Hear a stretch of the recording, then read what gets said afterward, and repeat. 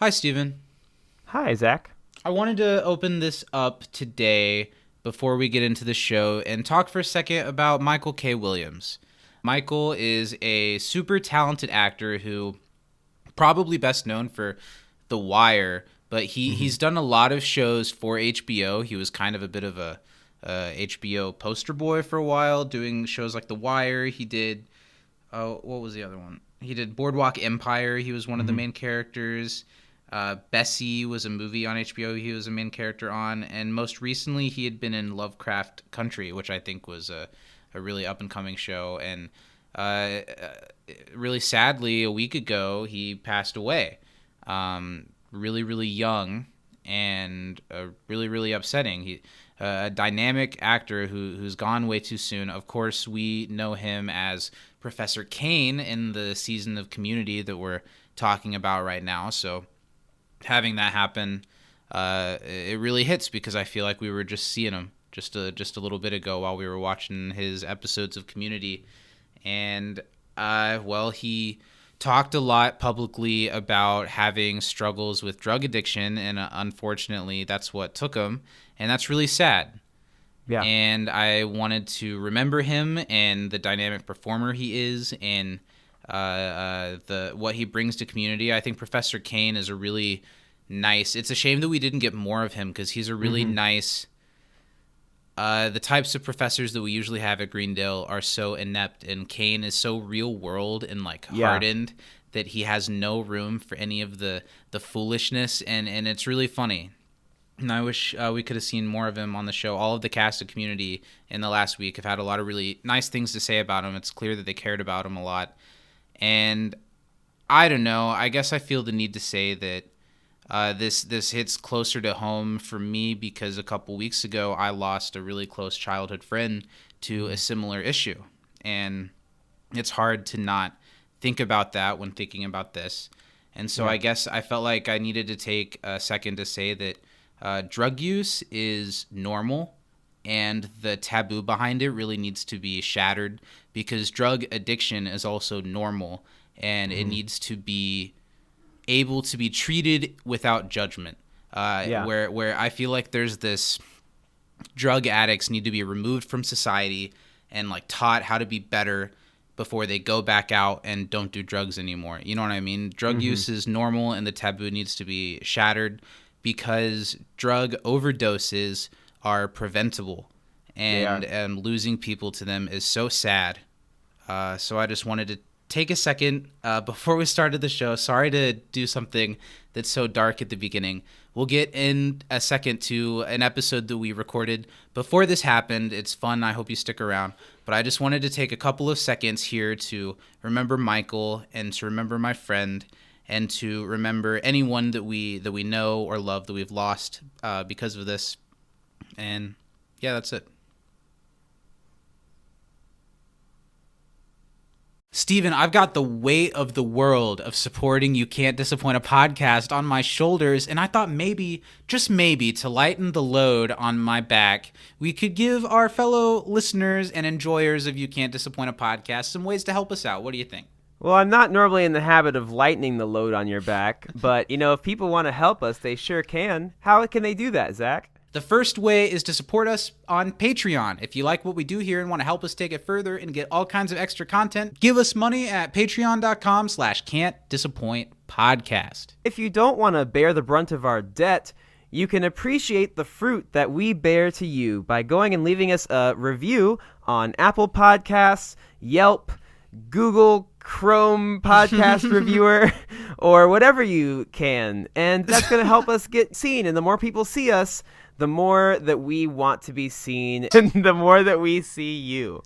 You can also hang out with us on social media every week over on Facebook, Instagram at Can't Disappoint Podcast, and Twitter at You Can't Disapod. Also, go ahead and give a subscribe and thumbs up to our YouTube channel, where we also post the podcast every week. If you want to hold our hands as we walk down this community memory lane, you should shoot us an email over at can'tdisappointpodcast@gmail.com. You can send us your MVP, your favorite funniest moment, and trivia for the episode we're about to record, and we'll read it live on the air.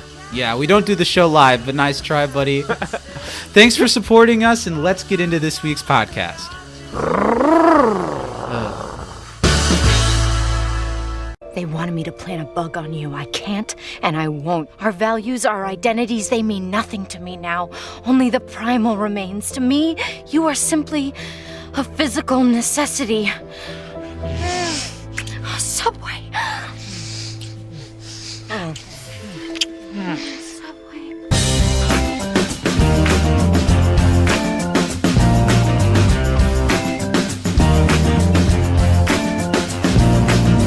Hello, everybody, the world out there. Welcome into our bosom. We're glad to hold you back in our breast for another episode of You Can't Disappoint a Podcast.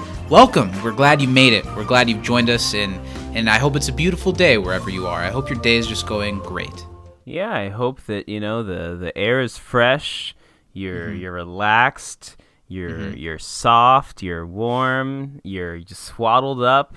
Or maybe you're getting ready for work. You're on your way to the daily grind with a cup of joe in your hand and your favorite Miley Cyrus song bebopping in your head. Well, move over, Miley, because it's time for You Can't Disappoint a Podcast.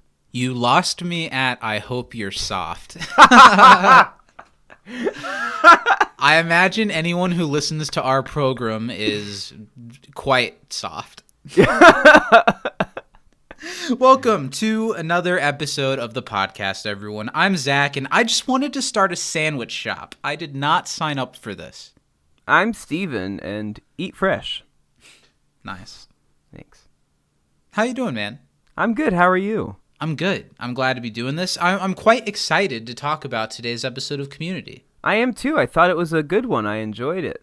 Yeah. I watched it several times. I'm really proud of you. Thanks. We've got a shout out at the top of our show, our $10 and up patrons at patreon.com/can'tdisappointpodcast. Those people are Melissa LaPena, Mary Baker Budisa, and Danny M. Lugo. We love all of those people very much, and if you'd like to join the ranks of names that I say on a weekly basis, that's for $10 and up patrons over at the website I mentioned, but tiers start at just $5 to get our hours and hours of bonus content that we're adding to all the time.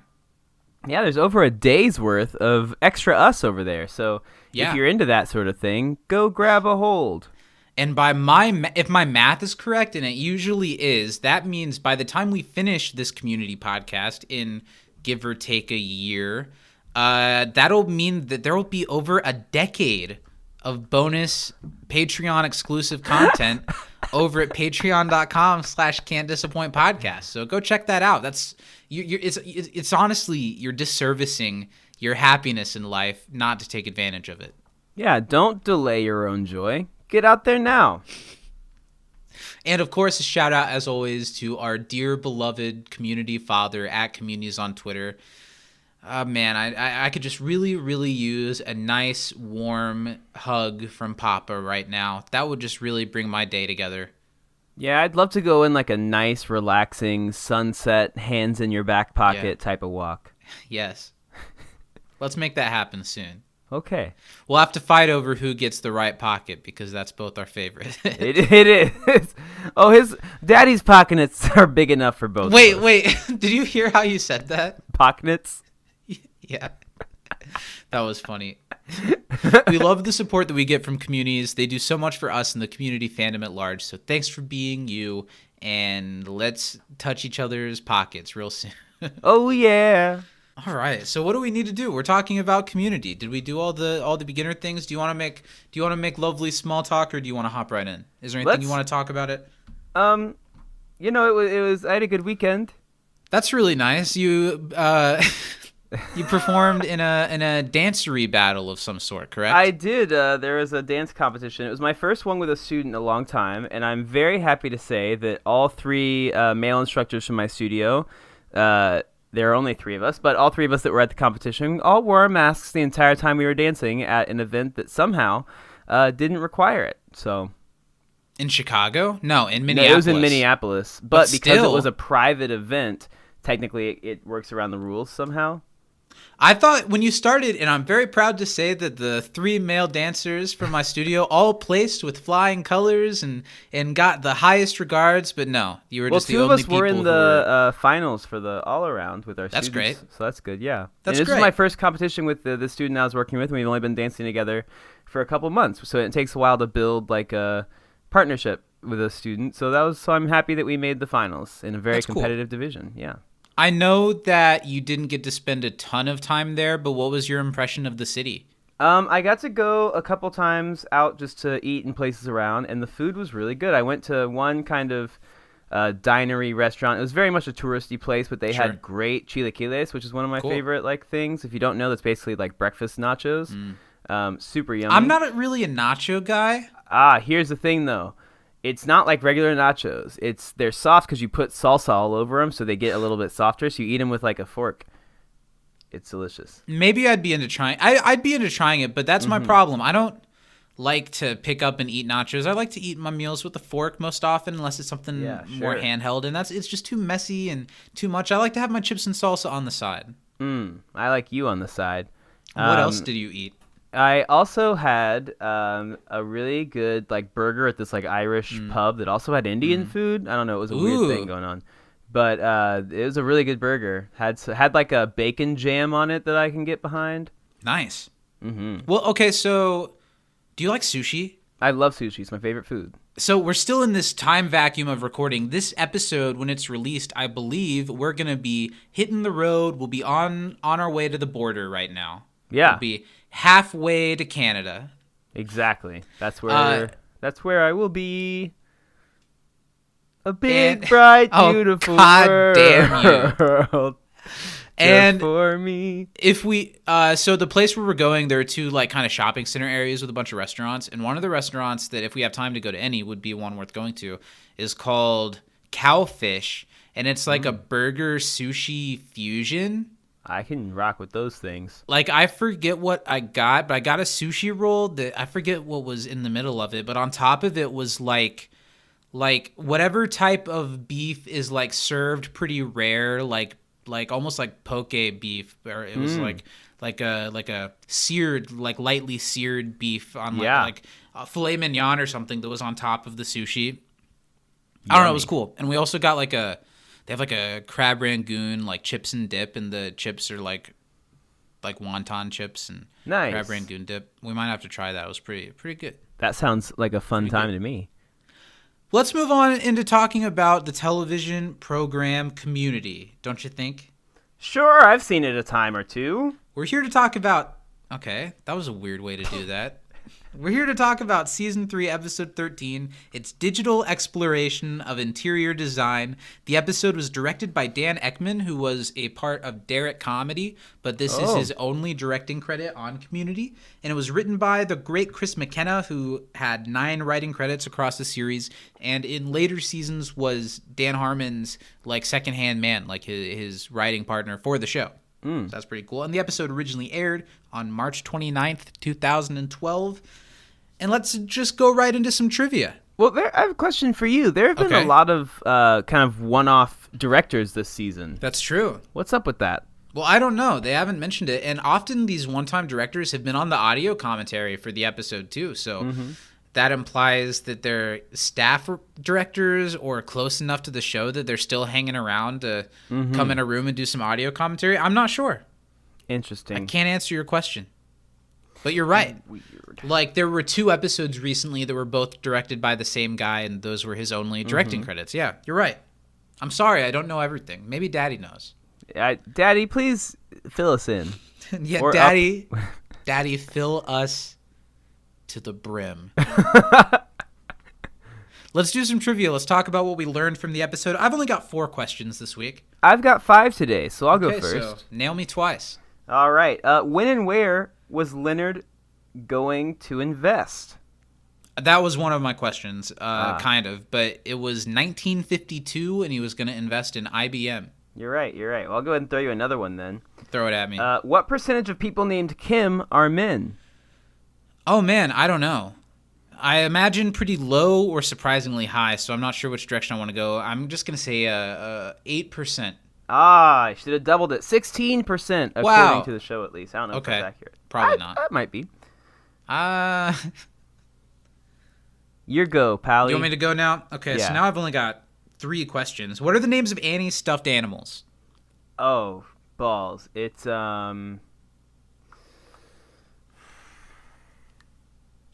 Okay, it's the kangaroo is Ruthie, Yes. and then in Ruthie's pocket is...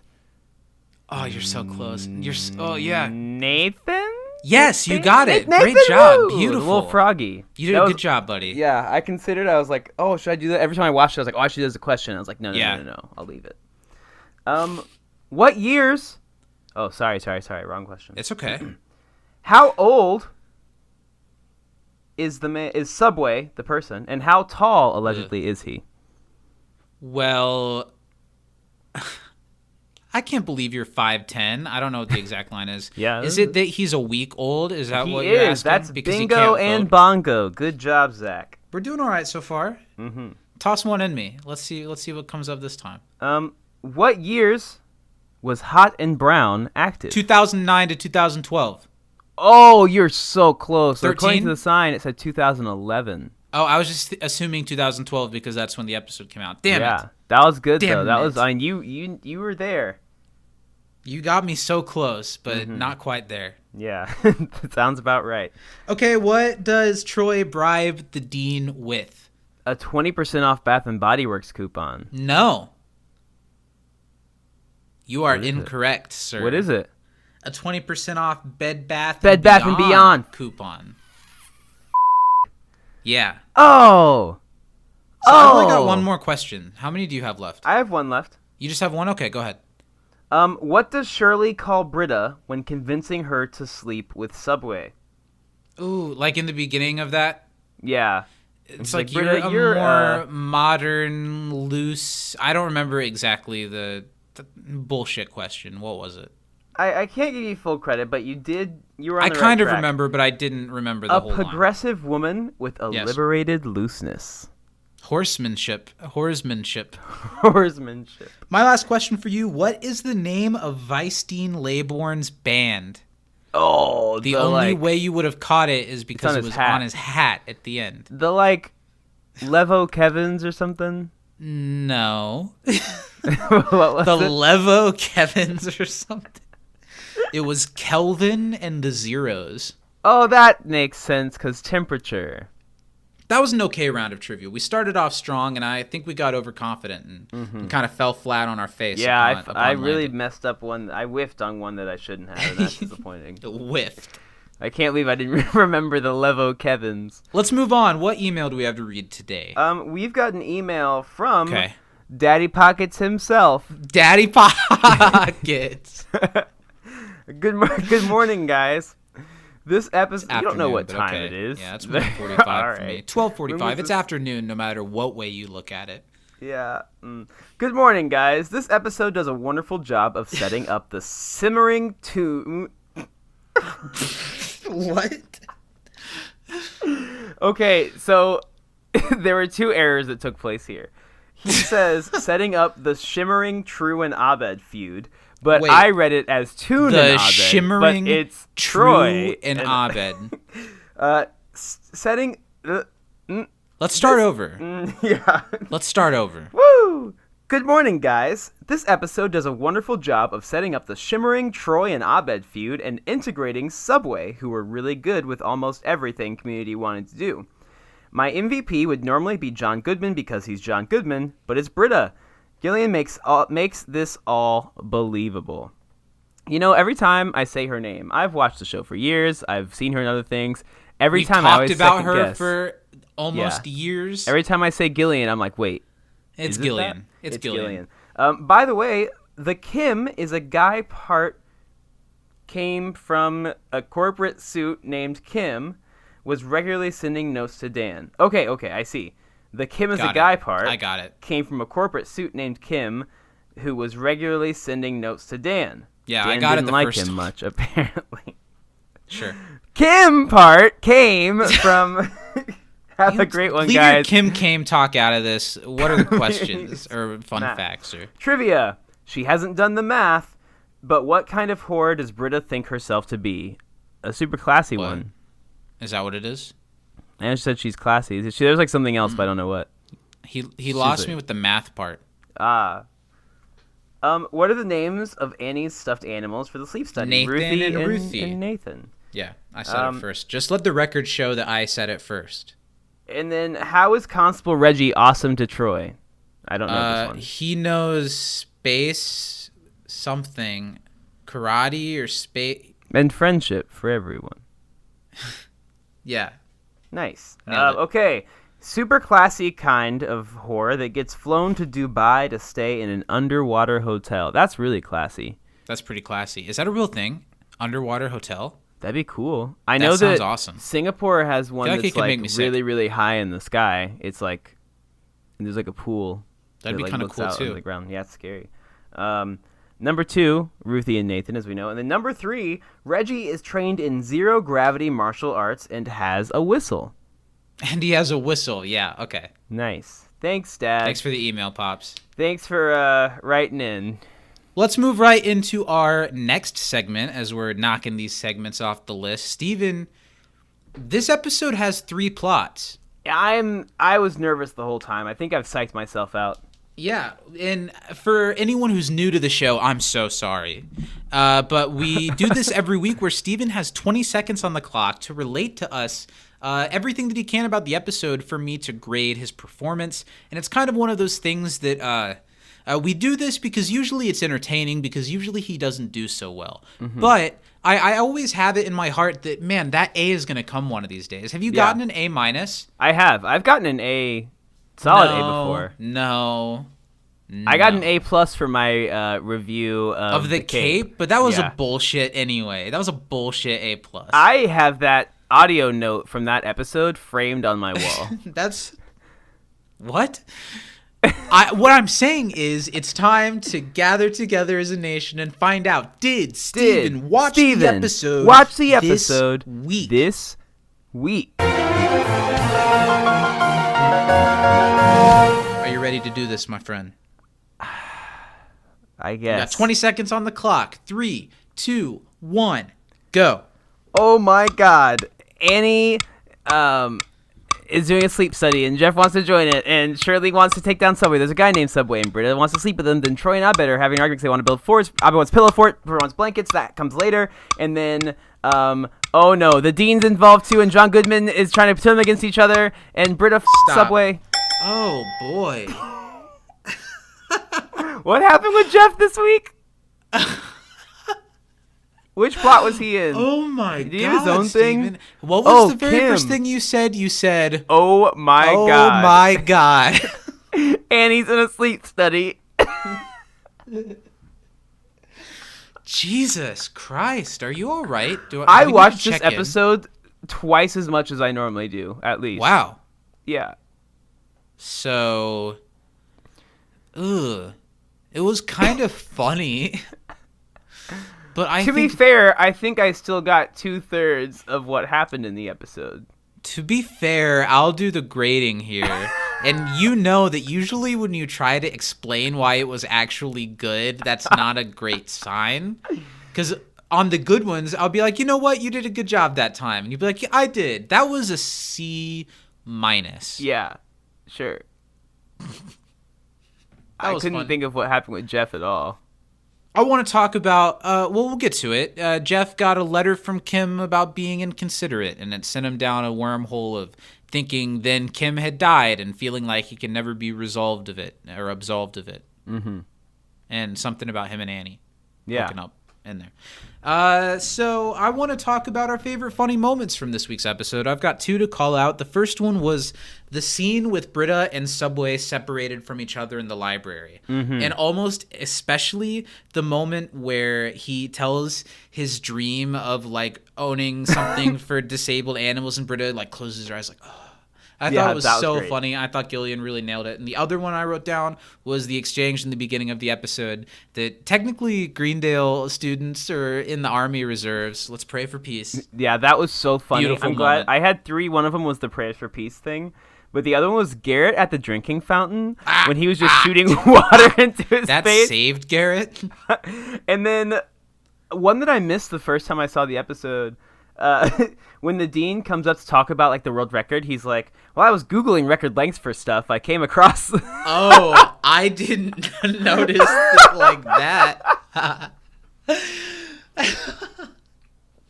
So funny. That's like so really funny. And it's such a... Jim Rash throws it away. A worse actor would have like... Well, I was record Googling lengths for stuff. Yeah. Wow. What a funny bit. That's perfect. Mm-hmm. What Good did you think of episode it this week? Yeah, I thoroughly enjoyed every plot this episode. Yeah. For the most part. There might have been really just a few small beats or lines that took me out of it. But overall, wow, what a great episode. Mm-hmm. 3 plots that are completely different from one another, and 2 of the 3 are definitely...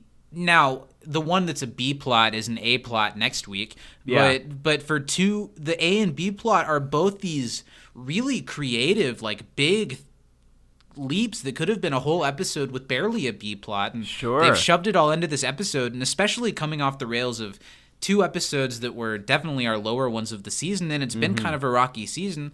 This is exactly the type of weird shit that takes place at the school that I wanted. This was a really, really great episode. Well, and this is literally what we were promised at the beginning of the season, right? When they're like, okay, things are going to be dark and weird at the school. Like, they're not going to be normal. And this falls into that. And I think that there were a couple episodes that did this well, but I think not even to this point where it's this big thing, these big things that are happening that couldn't seem realistic at all, but that totally works.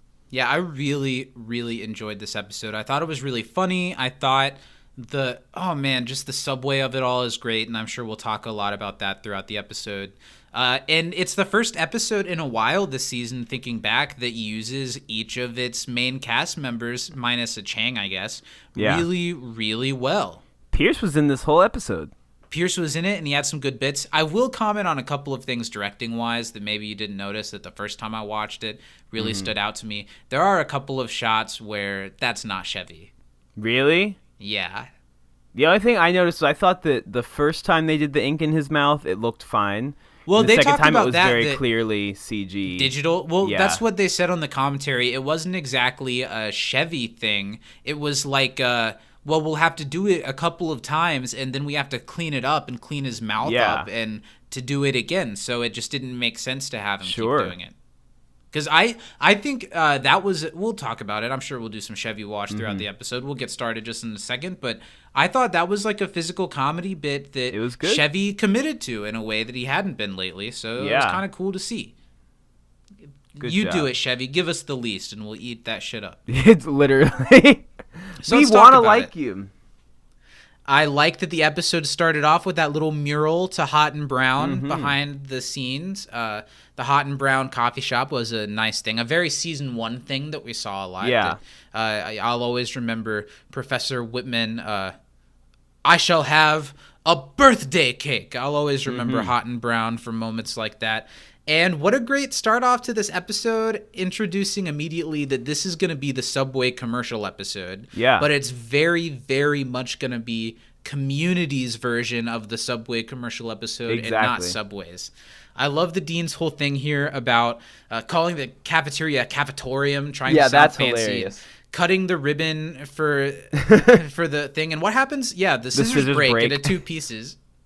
So he decides he's going to do it with his teeth. And something I thought that was really funny, so before he tries to cut it, he's like, to show our school is legitimate. And then while he's gnawing through it, there was an ADR bit that would have been recorded and added in post, but of him gnawing through it, being like, the legitimate, no legitimate. I thought that was really funny, really great stuff here, really good. And I like that. So it's taking right off the heels of 2 weeks ago, what should have been the episode before this. I like how not only is this kind of a second parter for the Shirley wedding episode, it's a first part for the Pillows and Blankets episode next week. And it's a real cool, like, even though it was interrupted in the scheduling, like a 1, 2, 3 punch of connected episodes. Yeah. However, I think maybe this subplot or this subway plot, maybe not literally a subplot. Oh. Shirley should have been a little more directly involved. Her desire for the sandwich shop, it really kind of became Pierce's thing pretty quickly that Shirley just tags along for.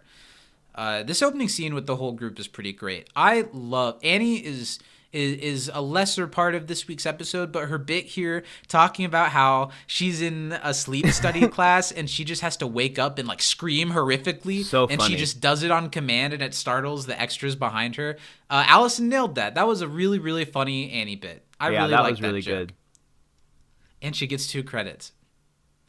Troy and Abed are talking about right away that they're doing a pillow fort, which is, of course, their subplot for this episode that starts innocently enough. But like the last couple of weeks quickly becomes, I don't know, there's a bit of a power dynamic struggle between Troy and Abed right now, and we're going to see a lot of that this week. I thought it was weird that Britta called them out for repeating themselves. Why would she care? She'd be like, okay, have fun. Yeah, I don't know. I feel like that's more of a Jeff line, right? Sure. Or like Abed would be the one who's like, we can't repeat ourselves. Troy's line, everything's harder the second time, or everything harder is better. Like it says carrying on this subtitle. It was like curing a disease or holding in a fart. And also the subtitle says like carrying a disease or holding in a fart now, right now. I really like his delivery of that line. He did a great job. He made that broken English line sound really funny.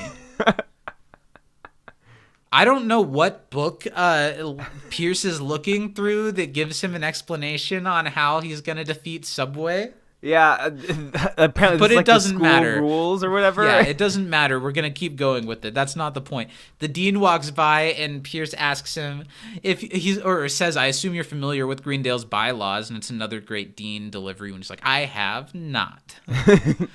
There's something in the Greendale bylaws that's a real, I don't know, like a pretty bullshitty write-off excuse for the Subway thing that they don't end up. Well, I guess it's the reason why Subway the person is there, but I don't know. It's a little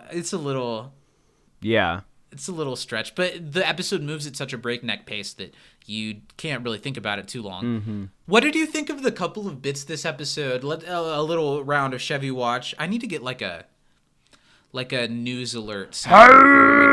No, I was thinking more like a ba ba ba ba, like breaking news kind of thing. Well, when they used to have Favre Watch on NFL Network to see when he was going to retire, it was like an air horn, not like a bam bam bam, but like a oh.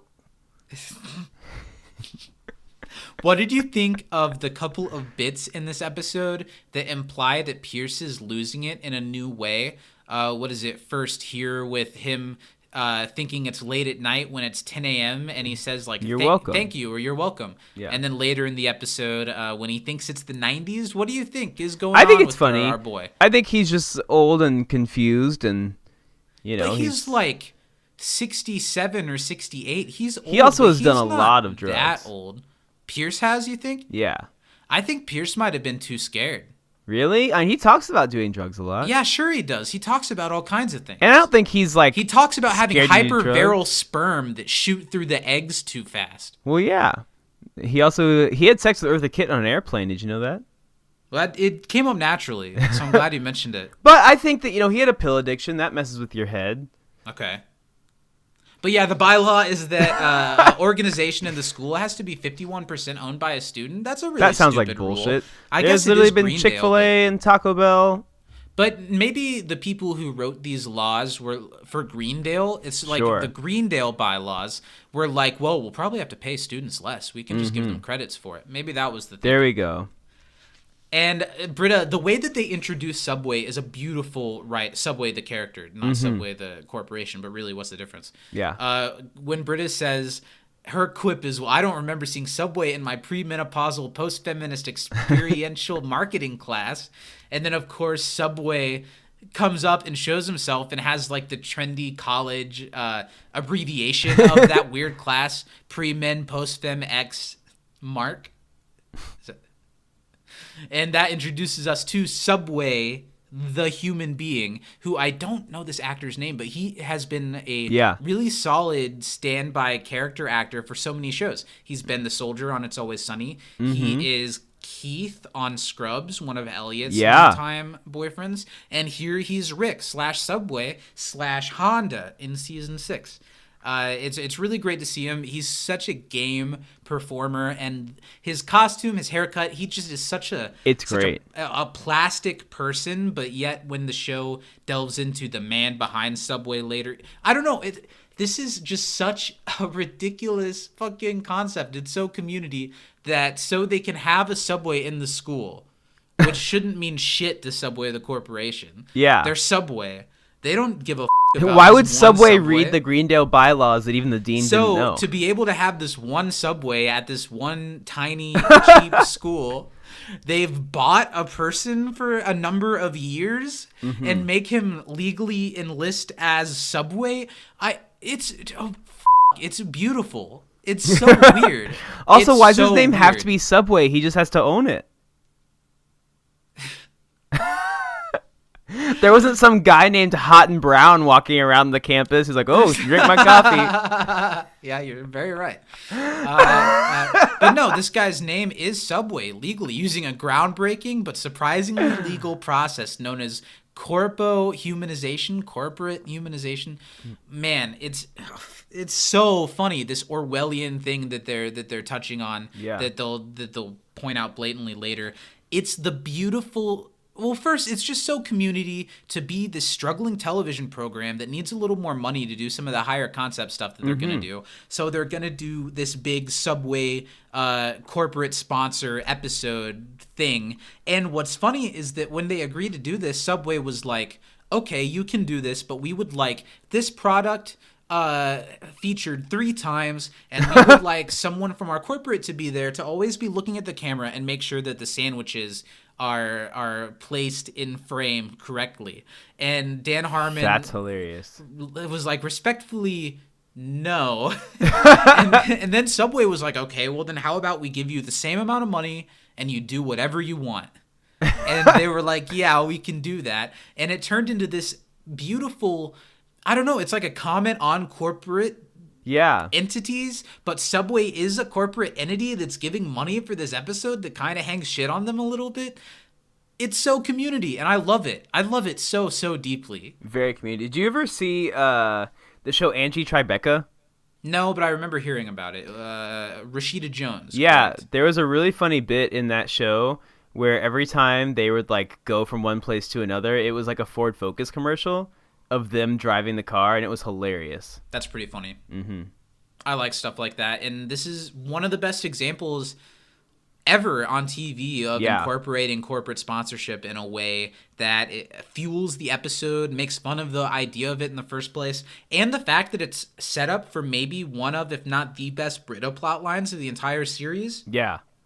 Man, I'm so glad that after having a couple of snooze fest episodes, that this one's just jam-packed with so much patented community weirdness that I love every bit of. Yeah. Speaking of product placement, do you remember in TV shows, the one that used to piss me off the most is not like, you know, them drinking a civic drink in front of the camera, but when someone would like get a text message, someone else would be like, hey, cool phone, what is that? And like, oh it's my iPhone 5S. Look at this. I can do this and this at the same time. My God. Oh, I got to get me one of those. QT mobile ringtone. Boop, boop, boop, boop. What, the Kim Possible ringtone? Oh, That's shit. what you just did. What's the T-Mobile one? I don't know. I don't know. I never had a T-Mobile. Me neither. It was just a commercial. I don't remember. Yeah. Do-do-do.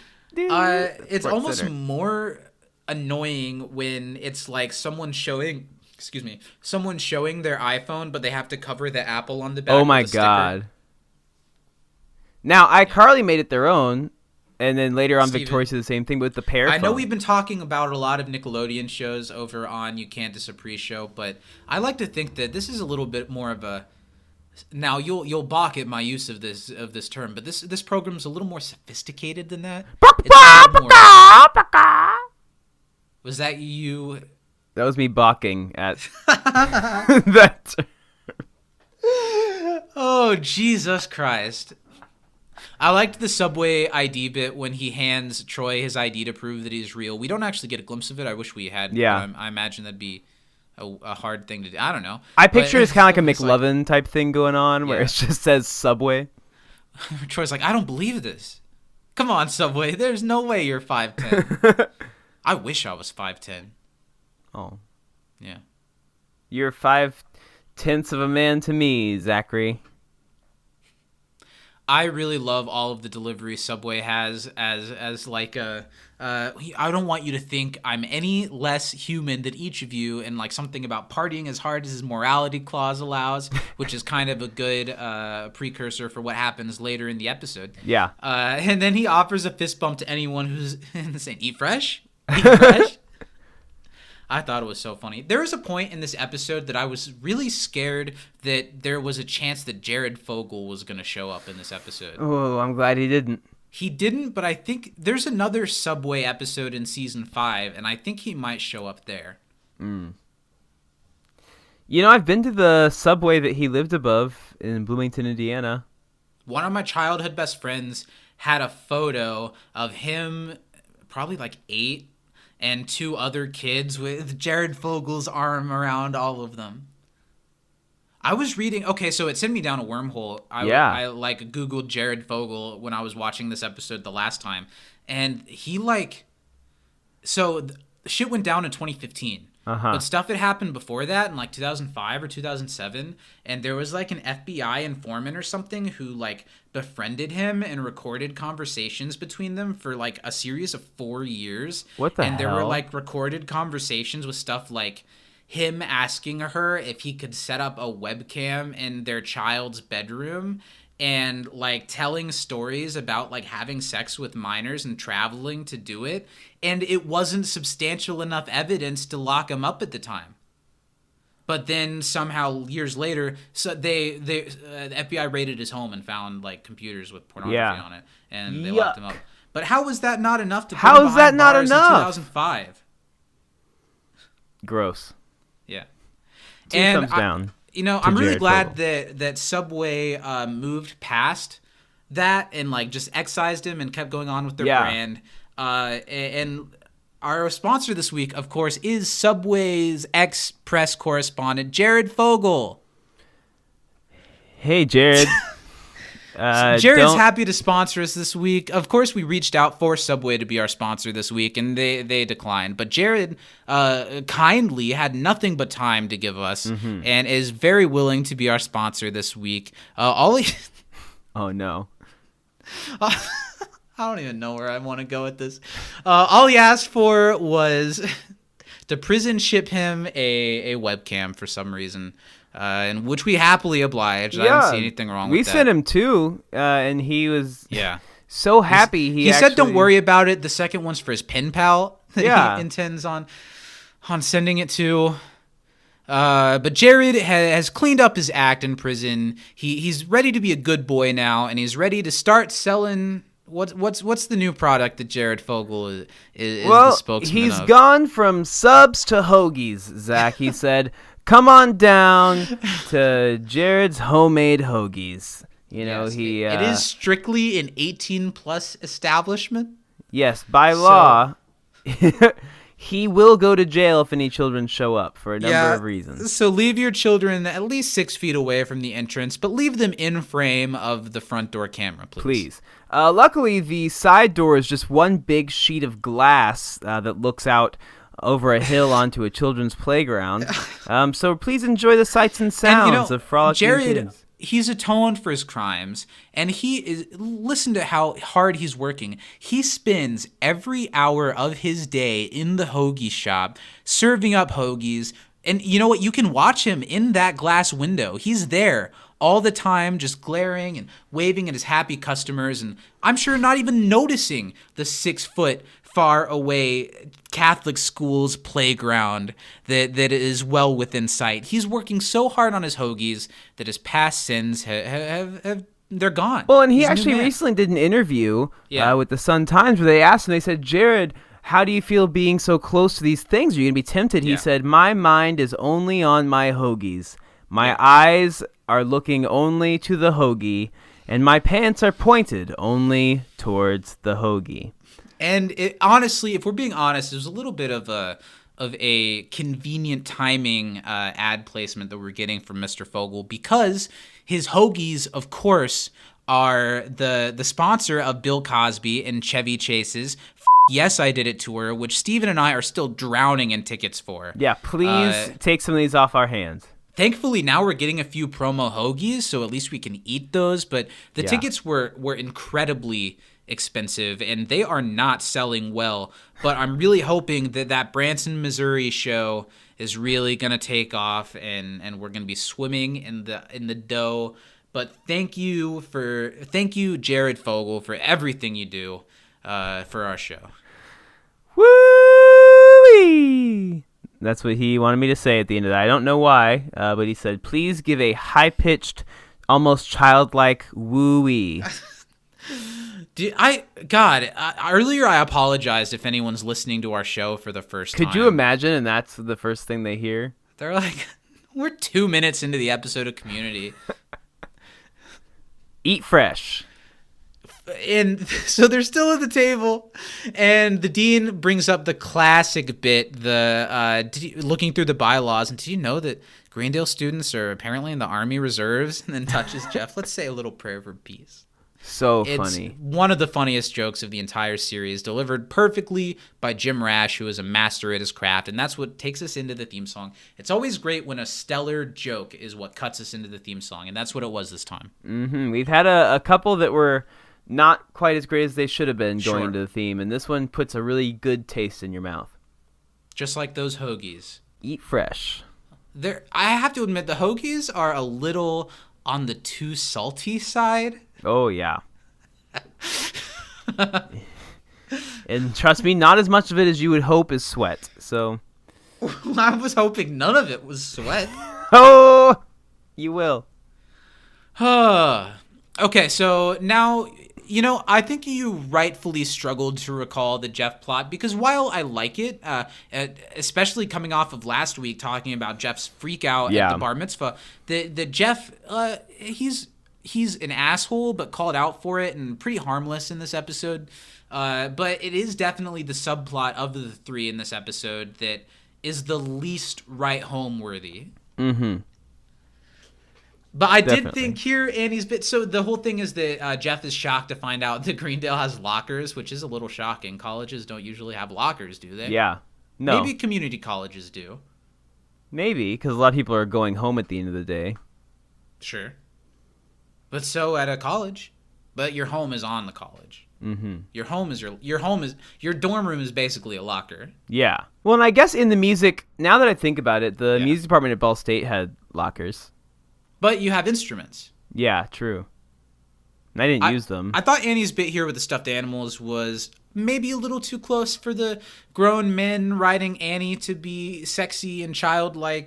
This bit, of course, being in a Subway clause because Jared Fogle was still working for them at the time, and if Subway's name was going to be used in the episode, there's a weird rule that the youngest passing person of the main cast carry around stuffed animals for a portion of the episode. Sure. But all that being said, I thought it was a really cute bit here. I thought the little froggy in the kangaroo pouch, I thought it was cute. Yeah, I liked it. Now, looking at Annie's locker, there's lots of pictures of the study group, but a lot of Abed around that locker. Interesting. I didn't pick up on that. Mm-hmm. Jeff didn't know that he had a locker, and I thought it was really funny to cut to him opening his old locker and that it's completely full of flyers that are slid into lockers. Did they really do that at our high school? Sometimes. Not a guess ton. It would make more sense at a college that's having all of these dance events and stuff, but it's a funny way to call out how many dances Greendale has. Dance contest dance. And again, another all-timer bit is in this episode, even in this subplot that is like the lesser subplot of the three plots. It's Save Garrett. Yeah, the Save Garrett flyer. What's wrong with Garrett? Nothing now. We saved him. One of our Patreon tiers is the Save Garrett. We're still trying to save that sweet baby boy. And him at the water fountain is so funny. Eric Charles Nielsen is just... he's got this kind of Napoleon Dynamite demeanor where he's just so dry and funny, and Garrett is just like a walking like malfunction. Yeah. And it's so funny to watch him at the water fountain like gargle and howl, and this is supposed to be saved Garrett. They find a letter that's written to Jeff in the locker, and that's the main thing for this subplot, is that this letter that Jeff thinks might be a love letter turns out to be a hate letter from someone named Kim, who is calling him inconsiderate and mean, and this must have happened his first year at Greendale, and he doesn't remember this person, which even though Jeff never really sees it this way, kind of is why he could be considered inconsiderate, rightfully. And it sends him down this track of becoming obsessed with the idea that anyone could possibly not like him. Did you ever write any love or hate letters and drop them in a locker, Zach? I certainly wrote love letters, and I certainly broke up with people through notes as well. You dropped a note in their locker to break up with them? No. Oh, I was going to say, holy shit. No, listen. I did the chivalrous thing, and I made my friend pass it to them during a passing period while I was thoughtfully on the other side of the building. Oh, no. It's like, Zach, you're 30 minutes early to class today. Don't worry about it. I got some stuff going on. So Clearly, I've never I'm broken up with stuff. anybody through someone else, but I definitely have been the person who someone else used to break up with someone several times. Sure. It was my kind delivery. I don't think I have ever, because, okay, my relationship with Lily is my first adult relationship, and it's just happened to be the one. Well, I guess, like, I don't know, you have your late high school, early college relationships that are kind of like things are blossoming into adult relationship, but not But quite. they're not there, Yeah, not quite. And so Lily is my first adult relationship, and I forget where I was going with that. Breaking up? Yeah, so I've never had a breakup that's been face-to-face, ever. Really? Or in person. I've never broken up with someone. Yeah. I have They've all been like gone and notes from talked me to or text somebody very messages. shortly after breaking up. Like to have like a post-mortem or whatever. But yeah, most of mine have been through text message, I suppose. Yeah. That's really shitty of us. Maybe we're like Jeff. I don't think so. I remember everyone I've broken up with or been broken up by. Yeah, but Jeff didn't break up with this Kim person. You just asked me a question about notes. Were you a note passer in high school? Not at all. I really like passing notes. I have abysmal handwriting and I Oh, can't me too. read cursive, so I was not set up for success in the note game. I liked writing notes. I'll write you a note, buddy. Man, this is going off the rails. More so than usual. I like Pierce's bit here talking about animals that are in herds. He's talking about the sheep at Subway. He's like, I want to say snakes. I don't know. Pierce had some funny lines and delivered them well in this episode. And I thought it was interesting. They mentioned on the commentary that often Chris McKenna knew the best how to write Pierce and also how to like work with Chevy on set to have him like try things different ways. What are Which some is other cool. Chris McKenna stands out? I definitely know that name. I didn't write them down because there were so many. He wrote a lot of episodes in season 2. I Nice. think he wrote Dungeons and Dragons, but that's just kind of pulling That it out sounds of my about ass. right to me. So, of course, Britta is obsessed with the idea that Subway is a person now that's at their school and how that's so corporate evil. And I really like this line from Britta. Well, what did you think of the Britta Unfiltered bit? I think that's really funny. It's the first time so she had a high school forum or something called, or a Column. high school column called Britta Unfiltered. And it's the only time, oh no, it's the second time they've ever made reference to Britta being the name of a water filter. And the other time it was Pierce too. He's like, Britta, what is she, a water filter? Come on, she's ugly. He says that to Jeff or something early in the series. Britta Unfiltered and Pierce Unfiltered. I get it. They don't call attention to it very often, and when they do, it's pretty studies. It's really Study? funny. Yeah. I said study. When they do, Wow. it's pretty Talk subtle. much? Wow, much talk. Yeah, talk. So Talk and the I power of juju. God, I was thinking the same thing, but I wasn't gonna say it. I really, I really like this. These are the shots here. I noticed, and I think this is the one-time director coming through. There were a lot of over-the-shoulder, half of someone's face shots. These over-the-shoulder shots, Never them. that's 'Cause not why would Chevy. you? No, they often are them. Later, there's one with Troy, and you can tell that it's Donald Glover. This is not Chevy Chase. Really? That's not Chevy Chase. Look That's at his not little Chevy ears. Chase. Oh, because it's just his arm. They're like intentionally hiding him. But then there are shots of him. He stayed for the shots that are like, I don't Yeah. know. He did some. Maybe they did some pickups later, and he couldn't be bothered, or I think they talk on the set off or on the commentary that Chevy's stand-ins would just be there all the time. So I Yeah. think maybe Chevy would be like, I'm tapping out of this one, and then Frank would come over and be the back of Chevy's head for a little bit.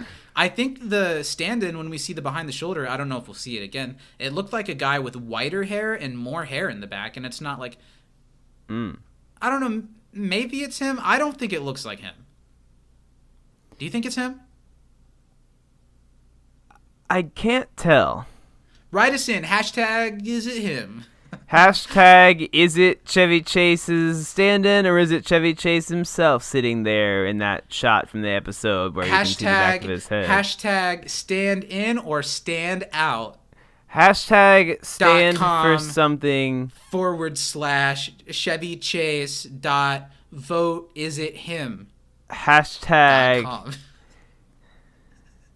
backspace __. Oh my god. Now we're in Troy and Abed's pillow fort, and man, the set design of the pillow fort is ingenious. Oh, it throughout looks this so much episode. fun. It looks so good. It looks so fun, and it's the type of thing that looks attainable, but is way removed from what could ever actually be built.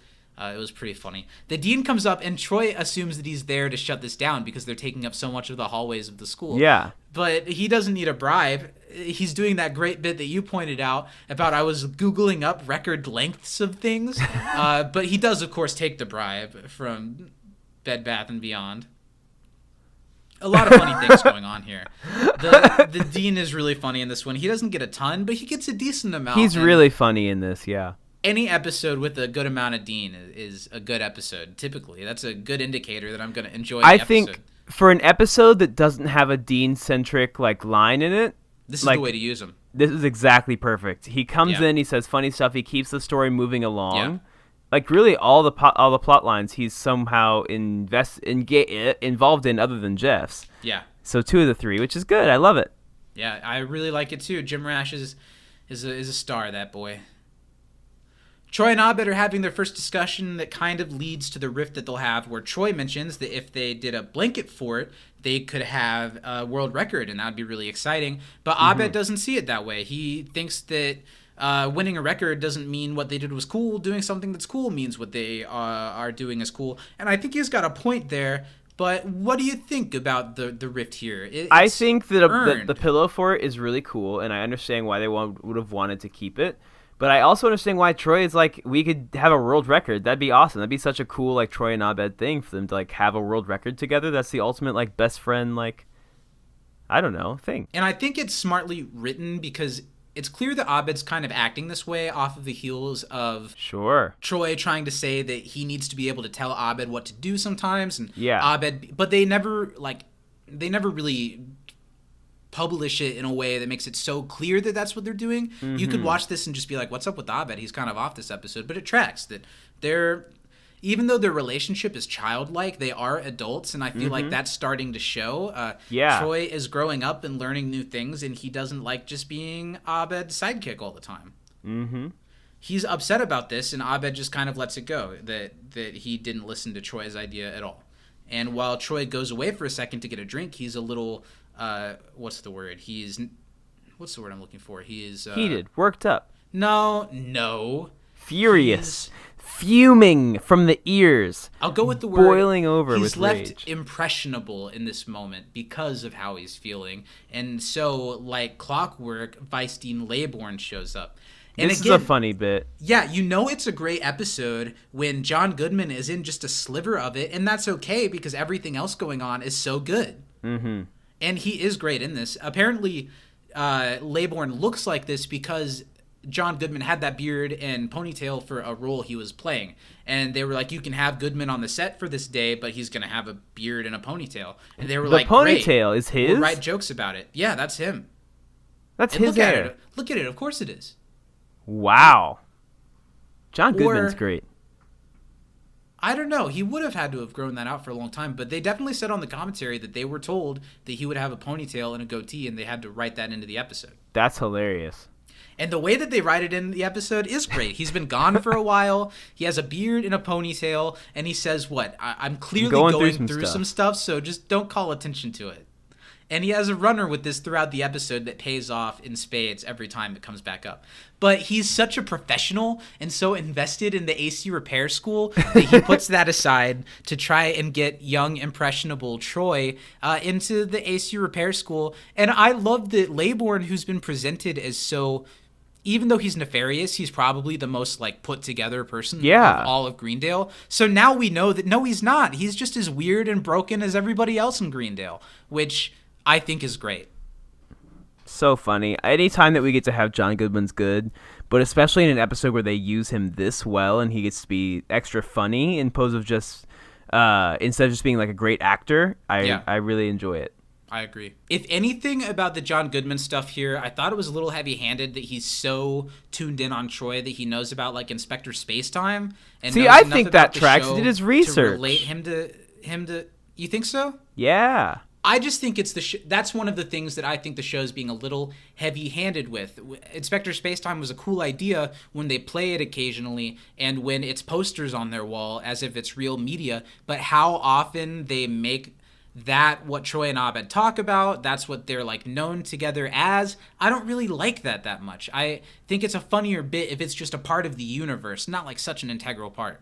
I can see where you're coming with that, Zachary, and I do agree they do overuse it in the future, but I think that this doesn't bother me at all. The fact that Laybourne knows. It's not as bad as it gets in the future, but it's starting to creep to that territory. And there's an episode in season 4 that whole episode is that. So maybe that sours me on it a little bit. But it's John Goodman. He delivers everything so great. Donald Glover acts really well off of him. Troy is so cute. What do you think here? This over-the-shoulder with him, you see Troy over the shoulder. It's definitely Donald Glover. But I think these shots that they've been doing with the over-the-shoulder in this episode look awkward. And I just don't think there's any reason for them to be that way. I think that's a one-time director thing. I think that's just like that director's style. Mm-hmm. Honestly, he's from Derek Comedy. You know, maybe he is a slightly more amateur director when compared to the people that are like seasoned TV directors that are coming and doing the show. Yeah. Something about this and the shot with Chevy earlier. Maybe it was Chevy. It's just that these shots look kind of awkward to me. It's true. I'm not a huge fan of these in general because it doesn't give I don't know. We're not going to get into that, but sure. we don't need to talk about conversation perspective. We can't talk about cinematography. We had to talk about Jared Fogle for 10 minutes earlier. Exactly. We used up our really actual film analysis talk. So Troy at first doesn't mind that he's the inspector, or that he's Reggie. He knows that Reggie has great qualities, but the Weisstein does set in him that mixed with his situation with Abed that's going on right now, that he often is playing second fiddle to Abed. And like with the forts, when Abed says something has to be this way, Troy is always the one to put his thing aside to do what Abed wants. And that's not good friendship. No, not at all. And I think that Troy's starting to realize that. And I don't think he thinks Abed is a bad friend, but I think Troy is more confident now than he was when the show started. And he can speak up for himself a little more. I love that the show is making the choice to have a rift between Troy and Abed, kind of. Because any show would do that, and it's a little like it's too easy of a thing to make the two best friends have a fight. It's a harder thing to show a friendship where they're true friends and where they just get each other. Similar with how it's so easy in sitcoms to make the married couples hate each other, when it's so much harder to write funny stories about a successful married couple that love each other and that you know what I mean? Like shows always have a will they won't they, because it's never any fun once they get together. Only some of the best shows have been able to do that. I have my issues with Friends, but like Friends was able to do that with Chandler and Monica. But often a show can't do that. I agree. Even How I Met Your Mother, that was so close to doing it with Marshall and Lily, they break up at a point in the show. Yeah. It feels a little bit forced that they would do that with Troy and Abed because of how tight-knit they've been the entire series so far. But I like it because they do it in a very atypical way, and it's a very community way. So I'm glad that they do it, and then it's been done, and they can go back to Troy and Abed just being friends while they're still on the show together. Yeah, and they do a good job with that compared to some other shows. So once again, hats off to Community. We're not there yet. Watching this episode, and I guess after watching the episode, you didn't remember the Jeff plot. Did you remember anything about this plot going into it? No.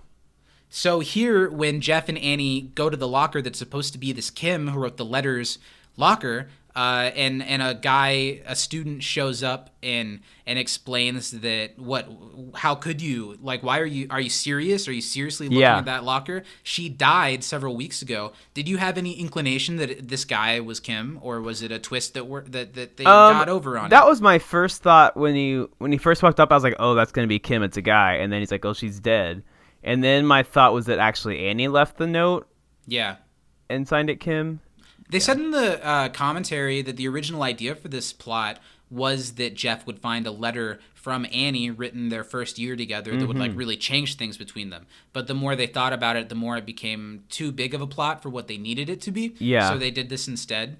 One thing that I wanted to say, this guy who plays Kim, I got the idea in my head partially because they look slightly alike. That if Kim had been played by Tim Robinson of I Think You Should Leave, and all of these lines were delivered in his bizarre style, I think it would have been perfect. I think this would have been a great cameo for him. I think so too. I would have loved to see. And if you haven't seen any of I Think You Should Leave, it's you got to watch like a couple episodes. If you think Tim Robinson is funny from watching it, you'll think he's one of the funniest people ever. Yeah. If you think it's completely off-putting, I get it. But you should check it out first and see if it floats your boat, because I think it's hilarious.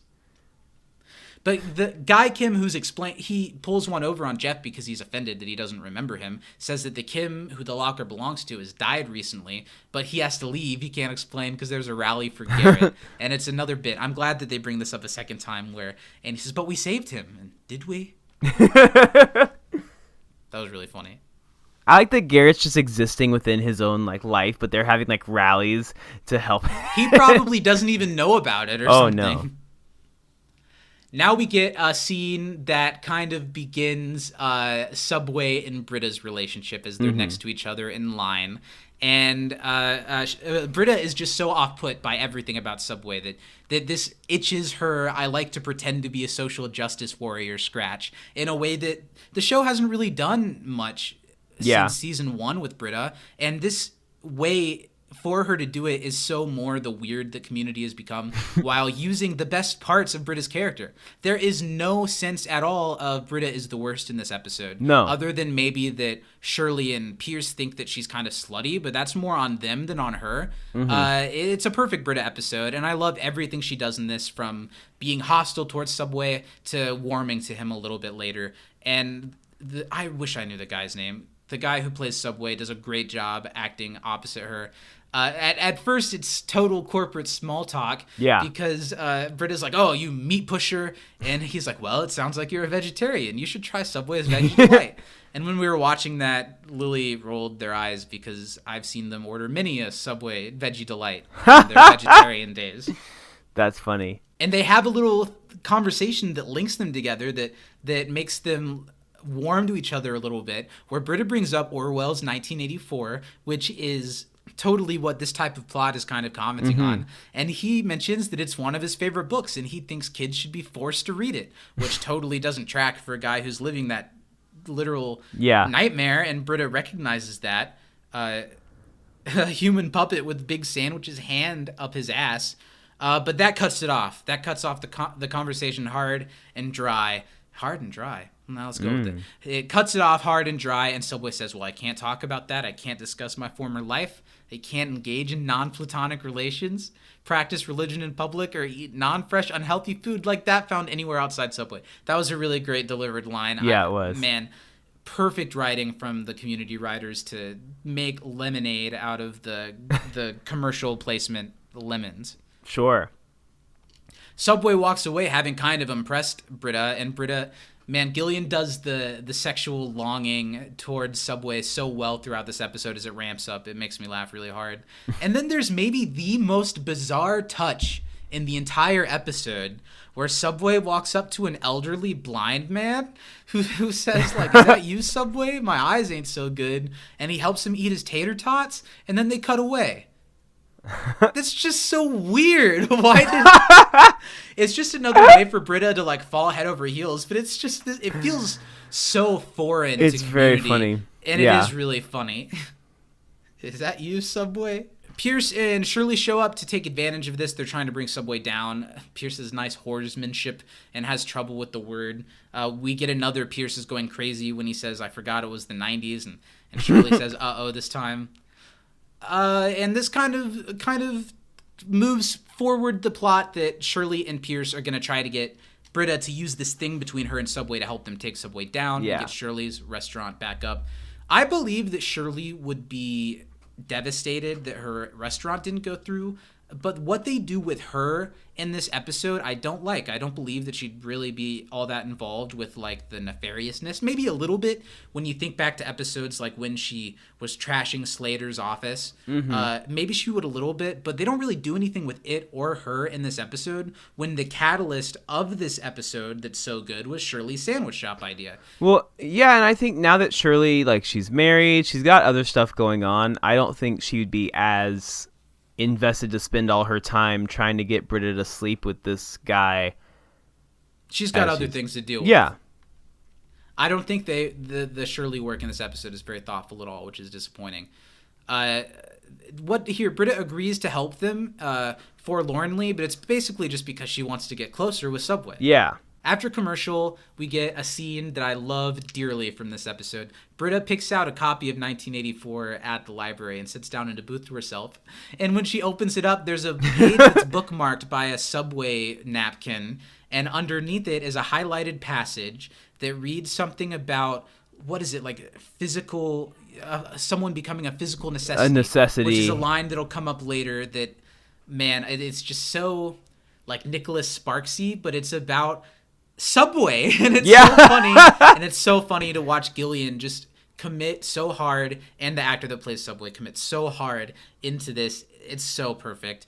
The way that they communicate without looking at each other, and they're starting to have these kind of veiled conversations because Subway's facade is starting to crack, and he's starting to give away some slight details about himself, and Britta is eating up every bit of it. Subway denies highlighting the passage in the book, even though he did.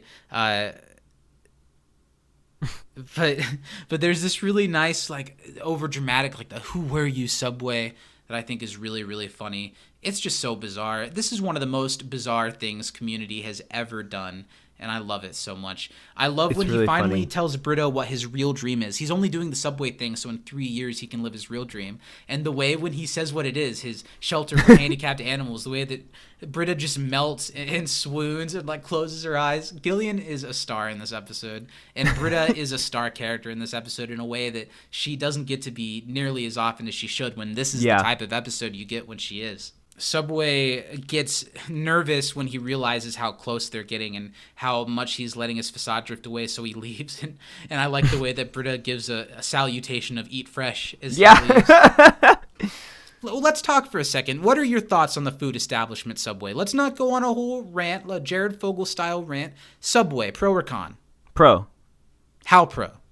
For a while it was my favorite. It's not the one I eat the most now, but every time I go, I'm very satisfied. I really liked it when I was a kid. I like that you can get big sandwiches there, and but I do think that their ingredients are pretty gross, and that the healthiness is kind of a facade. You can order healthy there, but getting a foot-long meatball marinara on Italian herbs and cheese with extra provolone or whatever you get, that's not eaten so fresh. Yeah, I've had the same order for years and years at Subway. I've perfected it. It is a foot-long spicy Italian on Italian herbs and cheese. Add bacon. I don't really do bacon so much anymore. Not even on burgers. I've kind of outgrown bacon. I like bacon with my breakfast, but that's about it. I don't often go for like the cold cut or like those types of meat type sandwiches. I'll get I guess if I do get bacon, I'll get the chicken bacon ranch with Southwest sauce. And I like to throw in some like pickles, black olives, onions, and jalapenos. I also like the steak and cheese. See, I don't do hot from Subway. You do cold? I do, yeah. Maybe I'll have to do that sometime. That's I'm not the route I go. anti-Subway, but I do think that it's not as fresh as it implies. Sure. If I want a hot sandwich, I'll do Potbelly or back in college when I had easy access to a Quiznos. I haven't had Quiznos in adult life, but what I've liked recently as far as a sub-style sandwich, I like what they're doing over at Jersey Mike's. Never been. It's pretty good. They on the cold side, they put this like vinaigrette like juice they call it, on like all of their subs. It's really tasty. And on the hot side, I got a like a cheesesteak and mushroom sandwich that was very, very tasty. Nice. But we reached out for sponsorship, but they couldn't. Yeah, I'm probably going to go to Subway as soon as we finish. There's one across the street from my house. It's hard not to, isn't it? Yeah, and I haven't gone in a while. I should go hit them up. So Troy and Abed are building the pillow fort, and there's another thing that kind of puts the rift a little bit closer to a breaking point, because Abed calls out the way that Troy is doing things, and Troy doesn't like being called out, especially after being pushed away when he had an idea that he wanted to do. So he finally lets it out. He says that he's upset because he wanted to do something else, and Abed didn't even give a second thought about it. And he's upset because he feels like a sidekick, and like not even a sidekick, that he's like less than a sidekick. And Abed, what's your read on Abed this episode? I feel like what they're doing with Abed is good character work, but I don't like Abed in this episode, and I hate feeling that way about him. I agree. I was very kind of conflicted because I like Abed so much as a character, but I can't stand how he's acting in this episode towards Troy. I think it's so closed off, and I think that it's acting out and very childish of him because I think he's doing it intentionally to show that Troy can't tell him what to do and that Abed's going to make his own choices regardless.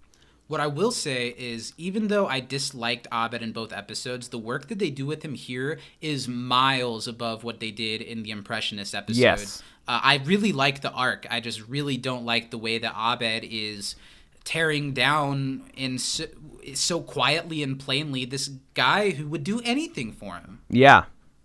Or would, and he's like taking advantage of it. So Abed pretty much just says, if you want to do what you want to do, you can do whatever you want. Just leave me and my stuff out of it. And at first, when he says you can do whatever you want, Troy's like, thank you. But he says, leave my stuff out of it. And he's like, oh, okay, fine. I'll go do it, and I'll do it versus you. And now it becomes this rift. And now it's really a rift. And it's so community that it's, you know, it was silly when it was over Celebrity Impressionists, but for some reason, when it's about pillows and blankets, it works for the characters, and it feels right for the universe. I believe that everyone at Greendale would get behind each of their sides. Oh, yeah. I like this so much. I do, too, and I'm really excited for the next... We're still well within the one we're in, but it gets me very excited for next week. Yeah, and it stands alone well in this episode. Like, of course, it's a perfect setup for next week, but I'm glad that it takes 2 episodes because it doesn't feel like they're stretching it out. I love seeing it get built, and then next episode seeing what comes from this war. Totally. Now we're back to Jeff and Annie. I really like the line here when Annie asks Jeff if he's okay, and he says, well, I'm lying on campus furniture, so no. Because, you know, if you're like waiting between classes or something at a college and you're like laying down on one of their couches or like watching TV on your laptop, which I've done on like one of the chairs, it's probably not your best day. Yeah. Right.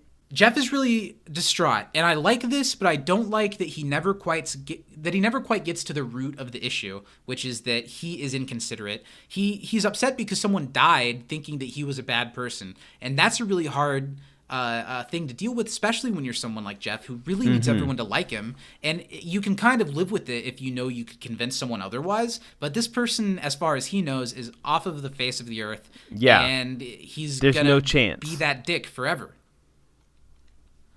There are a couple lines in this scene where Annie peppers in, maybe you made out with them and just deduced them to something else for a long time and need to apologize to them. What do you think about the very, very slight sprinkle of Jeff and Annie being reminded? I thought it was a little unnecessary. I think it shows that she's pretty like bitter about it still. It's been 2 years, because he did kind of do and they that. haven't talked that much about it.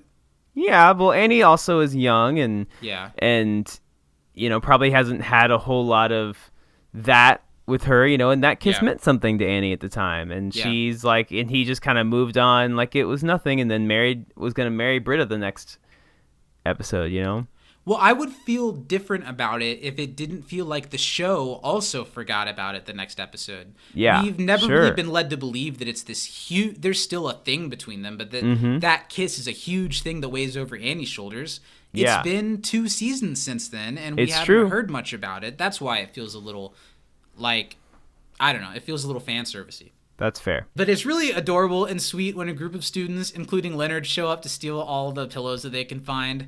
Jeff's upset because he was going to lay there, and Leonard's upset because he didn't invest in IBM when he had the chance, so nobody gets what they want. It's a good little Leonard's bit. wearing the cutest little jammies with planes, trains, and automobiles on them. I'm to the point where whenever we see Leonard, I think he is the most wholesome, adorable old person I've ever seen in my entire life. He's a cutie. And it's criminal that if/when we get a Community movie, that there will be no Leonard. Yeah. Very sad. Maybe they can Carrie Fisher him in there somewhere. There we go. I just want to get one shut up, Leonard. Just one. Like over the loudspeaker or something. Yeah. Britta's in the library eating a Subway sandwich, and Shirley and Pierce show up, and she hides it really fast to not show that she's actually fraternizing with the enemy, eating the sandwiches. So hiding sandwiches story, Zach, real quick. There was a guy that came to a interview at my studio. Yeah. And he had 3/4 of a Jimmy John's sandwich in his pocket. To talk about, I think out. you should leave again. There's a really funny bit where they're having a business meeting, and this one guy's got a foot-long hot dog up his sleeve because they rescheduled the meeting. That's the new season, isn't it? Yeah, and all throughout the meeting, he covers his mouth with his sleeve and eats a little bite of the hot dog, and then with a mouthful is yeah, agreed. It sounds stupid, and it is stupid, but it's hilarious. It's so funny. Everyone's though. we know you're eating a hot dog. It's what? I'm just really tired. It's I'm really not. funny. Britta doesn't have any dirt to repair. What are my words today? This is a tough day for Did us, I say man. Jeff doesn't have any? Yeah. I think Wow. so. Britta doesn't have any dirt on Subway because she doesn't want to give any dirt on Subway. She wants to spend more time with them. And Pierce and Shirley are upset about this. Pierce thinks that she's falling for him. I didn't like this exchange here. This is my least favorite Pierce part of the episode. When Britta's I lived in New York, and Pierce yells about her never living anywhere, and she's a weapon designed for sex, and she only thinks she lived in New York because he programmed her to. Do you What's think going that on? Pierce actually believes that now he's working for the government, and that she truly is a spy, and that he's some director of something? I feel like any time I spend thinking too much about anything with Pierce is time wasted. Sure. So Sure. No, I've never thought that. Yeah. They're going to pull her out because they can see she's getting too close to it. But first, they want her to bug Subway. They give her, or Pierce gives her, a pen that both works as a recording device and apparently a flask. But it's not a flask. Pierce just drinks ink. And it's a really funny physical bit from Chevy. Yeah. And I was glad to know that the digital placement of the ink in it wasn't just Chevy being a diva. It was because it's hard to clean up, and it's for good continuity. Sure. I think even this first time it's CG, though. Because It is, yeah. The dot on his chin definitely looks placed there. Yeah, it is. I think it looks worse the second time. I feel like if they were doing it for real, it would have to run out of his mouth as he's talking. So Britta is told to keep Subway close and to plant this device on him and to slap some lipstick on those dead lips. Is that what he says? I think so. He's just implying, she's zhuzh it up a little bit if she wants to really lock down that $5 footlong. Yeah. Okay. Which is a wasted joke they didn't make. Yeah. Well, this might have been pre-$5 footlong. Wow. That I don't early know that in the for Subway sure, days. but it could have been. I really like the way that they build the pillow fort and the blanket fort to come to a head in the study room. I think that's a really smart placement, and it creates a really cool visual. Yeah. Troy and Abed kind of meet civilly, but it's very clear that they're now doing this versus each other. But Troy feels like he's got the high road now because he's going to win a Guinness Book of World Record, hang out with fat guys on motorcycles, and be fitted for a beard of bees. I thought that was a really funny line that Troy said well. The dean rushes in to say that they're sending someone from Guinness to see if this can happen, to see if they can win a world record for this. And Garrett lets Troy know that his blanket fort is still quite a few thousand square feet shy of being big enough for the world record. I love Garrett's nightcap. It's He's so in camo, and the way that he just yells so intensely everything he does. And so the only way right now that they could win is if they connect them. But because Troy and Abed are so disconnected from each other, that's not going to happen. Mm-hmm. And thus the buildings of a war begins. Yeah. What do you think? Too silly or perfect? Perfect. Yeah. Just silly enough. Abed's not willing to connect because if you connect them, it's not a pillow fort or a blanket fort anymore. It's just nothing, and he'd rather see his work destroyed than compromise it. And he's perfectly willing at first to just tear it down because he's lost, right? But then when he's told to, when Troy makes it clear that that's what he wants and the dean commands him to do it, he's not going to let it happen. I like the dean's like, in that way, if we do this, everyone wins. Well, and I think Abed was still ready to do it. He gets a birdie in his ear, a lusciously groomed beard and ponytail having birdie. That's true. That's very true. We'll get there shortly. He's ready to knock it down, and he begins the protocol, which I love how he calls over magnitude, and there's this almost Titanic-y kind of thing going on. And I believe this is the first time magnitude has said anything other than pop pop, right? Yes. Evacuate Fort Abed and prepare for self-destruction. Sir?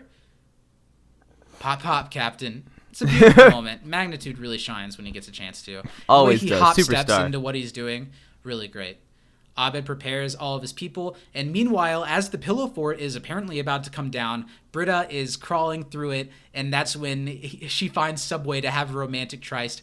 I love the way that they use the pillow fort in this last third of the episode. I do too. It reminds me, the first time they did it, they had people moving through in like the parade, and it was hilarious.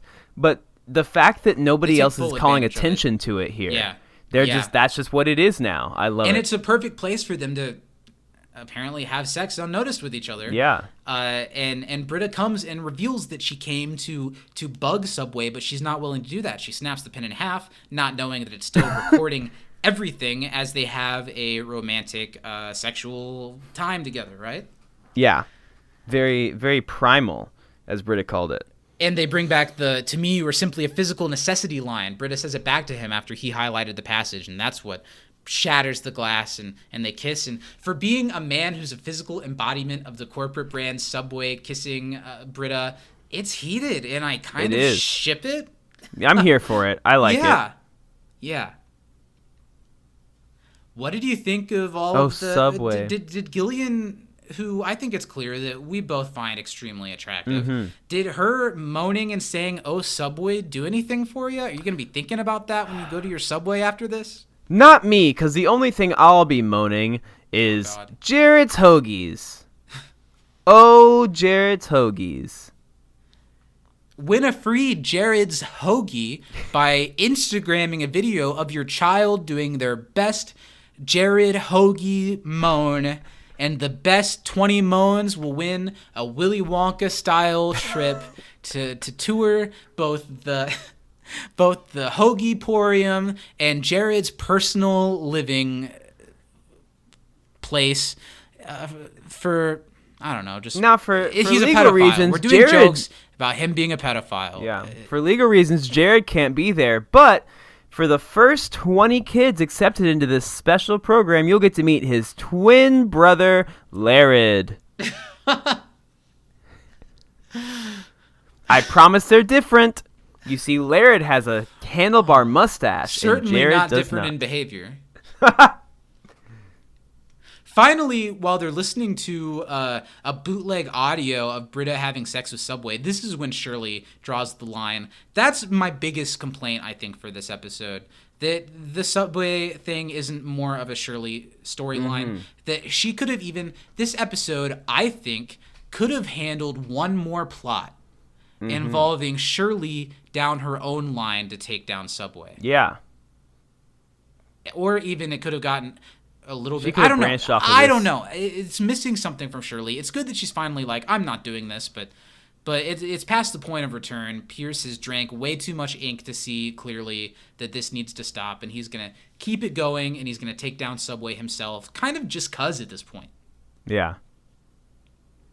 That's the one that is rough for me, because that's just a big His tongue being purple all blue. circle. Yeah, but I like the image of like 8 pins on the floor. Yeah, like he's been that's doing good. this for a while. He's just been chugging them all day.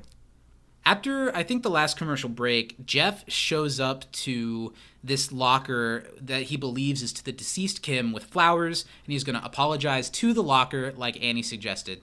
And I thought, if anything, this was an awkward return from commercial. Yeah, it is.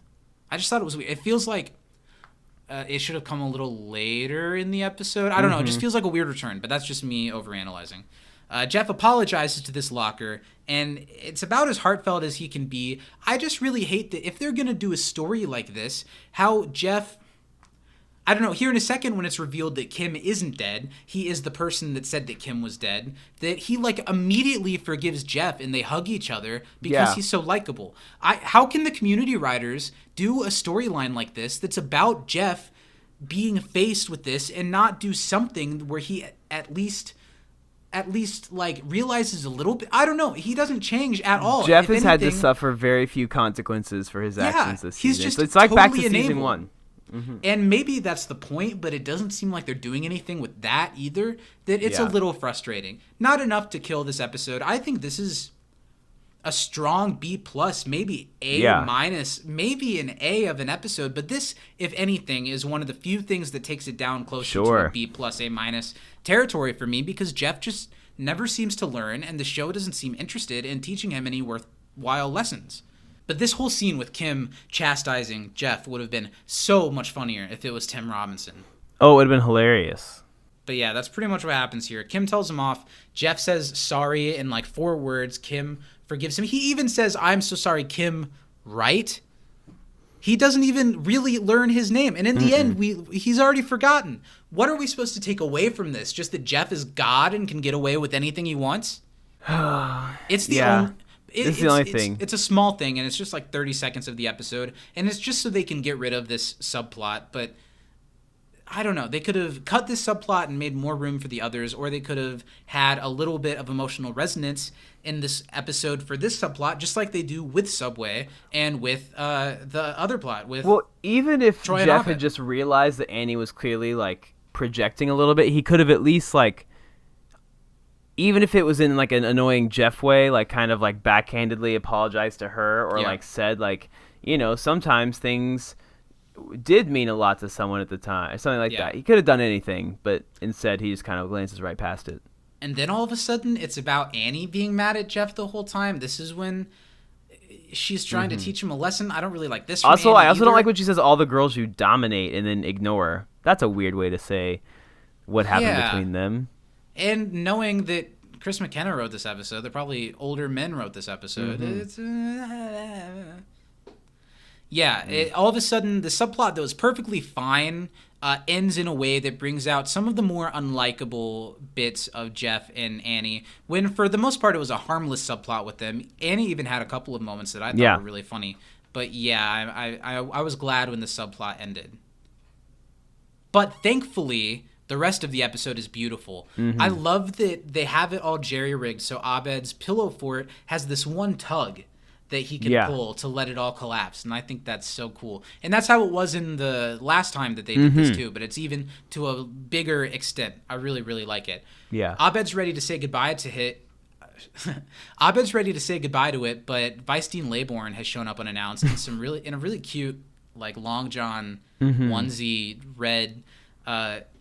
And he shows up to Abed. I don't know if I needed this. I think it works better if Laybourne is mostly just there to talk to Troy, and almost everybody else doesn't even know that it's going on, kind of. But I maybe it's that Laybourne gets that he's really close to having Troy where he wants him, so he convinces Abed to make this a war to take a stand against Troy to keep his pillow fort up. Sure. And it works. He decides to make it a war, and the pillow fort isn't going anywhere. Do you think Abed would have seen through this, though, or should have seen through this a little bit? I think he probably should have, but I also think that Abed doesn't know who Vice Dean Laybourne is, so he has no reason to think that there are any, like, ulterior motives. Sure. I like his. Can you turn while I crawl This away? is so funny. I'm going through some stuff right now. I'm really self-conscious. Very insecure. That was a funny bit. Yeah. Here's another thing that I thought was pretty funny in this last couple minutes of the episode. This guy who's the representative of Subway has several killer moments in the scene. Oh, yeah. Britta shows up in the dean's office where the dean, the representative of Subway, is Shirley there too, or just Pierce? Mm-hmm. Shirley there too. And Pierce and Subway are all there because Pierce turned in the footage of Britta having sex with Subway, and they're about to listen to it. They're about to make the representative listen to it, and it's going to bring Subway down the way that they wanted all along. And it's a pretty funny bit while the representative is listening through headphones, and at first he's like, oh, okay, I'm going to let this one slide, not too bad. And then what's really funny is after a while, he's like, oh, wait, listen, I'm listening to this. That got unhealthy real quick.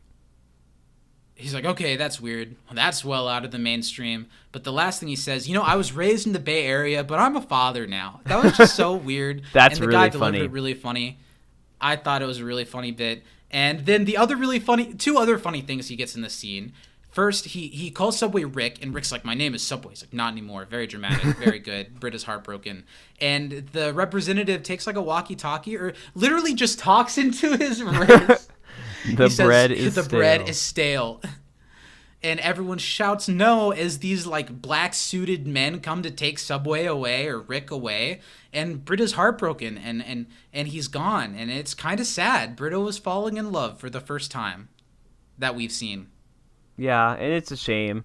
How do you feel about the bit where he's like, can someone hand me my jacket, please? That's the other thing. I think that's really funny. Do you not think it's very funny? I think it's funny. I think it's a little unrealistic that nobody else got it. What? That nobody in the room got why he wouldn't get up. What do you mean? Like, everyone's like, well, it's just over there. You can go get it. They're like, well, wouldn't you just get on your way out? Saying, why wouldn't he get up? Huh? What are you saying? Well, nobody else in the room me. Understood why he wouldn't stand up. Everyone understood why he wouldn't stand up, but I think they were more like, why do we have to grab your jacket for you? Why can't you just get up and grab your jacket and leave angrily? Why are you making it weird? No, he wouldn't stand up because he was erect, Zachary. And he didn't want them to see his erection. That's the whole joke. I didn't get that at all, and I thought that's what you're hinting at. Are you sure? Yes, that's the joke. I didn't pick it up that way. What did you think it? Why wouldn't he get up? I thought it's because he's like this high stature man, and he first like wants to be handed his jacket because he doesn't do anything for himself, and then not at all. And then once they say no, he like really has to double down and commit to it. No, he's hiding a boner, Zach. But aren't we all? Well, I guess maybe it is realistic that people didn't get it because you yourself. Yeah, I didn't get it. Mr. Joke Master, that's what you call yourself on Tumblr. I've been known to call myself that very many times, exclusively on Tumblr. Yeah, I guess I didn't get the joke. I still thought it was funny, even if I didn't laugh at it for the right reasons. Did you not like it because it was a boner joke? I thought that it was clear that's why he wouldn't stand up. Maybe you didn't hide your erections in school like I did. Unacceptable today was. They should have had him get up and then had the dean just go like, oh. Yeah, well, I thought the dean was already kind of sitting like that. Like, he was like, oh, yeah. Like at the end. Just when I thought the Jeff Annie thing was over, there's a little bit more of it. Now they have to apologize. Why is he dressed like again. That? Yeah, Jeff's changed clothes for some reason.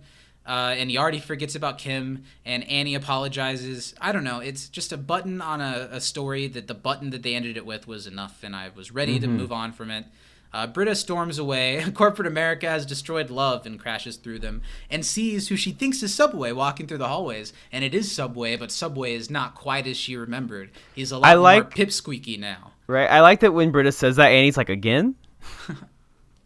Britta, it is me, Subway. The way he says that, and then and we're still very much in love. And I remember everything in the Pillow Fort except for that one sex act that was deviant and was not consensual on my behalf.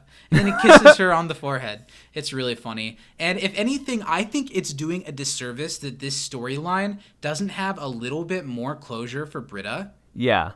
I like how it ends this way, but I almost could have done with this plot. Obviously, it wouldn't really fit with the Ken Burns documentary that they do for Pillows and Blankets, but it does seem like they really put a bunch of buttons on Jeff and Annie's plot, but Britta's plot was so interesting. Yeah. And I would have, it seems like she's genuinely sad, and somehow they made this love story that was so ridiculous about a brand work, kind of. I would have loved to have seen, I thought I remembered it going the direction that, and maybe this is from the Honda episode, I don't remember, that like once he's not Subway anymore, like the spark is gone. Yeah. I was kind of expecting something like that, but no, he literally just disappears when they take him away. It's a shame. But he'll come back in season 6. Have you seen that episode? It sounds vaguely familiar, but I don't know if it's just from you telling me about it or if I've actually seen it. The Dean's like really susceptible and buys a shit ton of Honda stuff, and Yeah. he's wearing like a Honda leathered tracksuit and has a motorcycle and a bunch of Honda memorabilia in his office, and Nice. it's a pretty good one. Garrett shows up to announce that, and they're all startled because they can't see him. He's head to toe camouflage. There's something going on in the study room, and everyone should check it out. But he's out of breath, so he can't elaborate because he walked very briskly. He can elaborate on why he's out of breath, but not on what's going on in the anything study past room. that.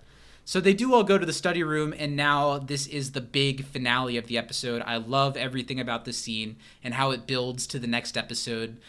There's kind of a little riot going on in the study room. The two sides, the blanket fort, the pillow fort, fighting each other, not just Troy and Abed, but everyone who's worked on it with them. Yeah. Neither of them wants to see their project end the way that it is. The Dean tries to calm it down, but that's not going to happen. I love the shot of like Troy and Abed pacing and then the Dean like just in the middle trying to keep the sides at peace. I will say, even though I dogged on the guy who directed this episode for some of the over-the-shoulder shots that I didn't like that much, all of the scenes involving Troy and Abed's subplot or Britta and Subway, they did a really good job in those things. There were just a couple of little beats that felt like not Community's typical style, maybe. But Troy and Abed can't come to an agreement. Nobody's going to take down their thing. The Dean says, well, okay, I'm in charge. The pillow fort has to come down. Let's flip a coin. Like, whatever. He's just trying to end it, but that's not going to be enough. The people from the pillow fort are so upset that he calls for it to be brought down. And then he says something to Starburns, and Starburns is mad that he didn't call him Alex. So he throws a pillow that's meant for the Dean, but The ends shot up... heard round the world. Yes, the shot heard around the world that hits the blanket fort in the perfect way to domino quite a bit of it down, and it's upsetting. And it's war, and they charge at each other, and this is I almost feel like even considering paintball, maybe not paintball, but scale-wise, this is one of the biggest things the Community has done so far, and it looks great. It's so silly. It looks like a war. They capture so well how Troy and Abed are torn at the middle of it. Yeah, it's that really was good. great. And really like, like I didn't cry, but it almost made me feel a little something. This moment right here, and they're looking at each other, and they're like, how's it gotten this far?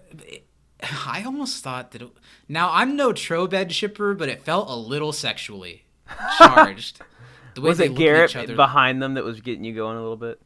It's always Garrett that's getting me. Well, because I think they're both like, how did this get so far? But also, this is like the perfect scenario for Troy and Abed at the same time, because just as much as they're doing this against each other, they're still like having the most ultimate like war pretend situation. Sure. I think it all of their synapses go off at this. I think that this is so many things to the both of them. Well, and someone's going to have to hand them their jackets. Yeah, I like the way that they're both being stretched thin. They're looking at each other for a second before this all continues to go further and gets so many more people involved and so many more people hurt.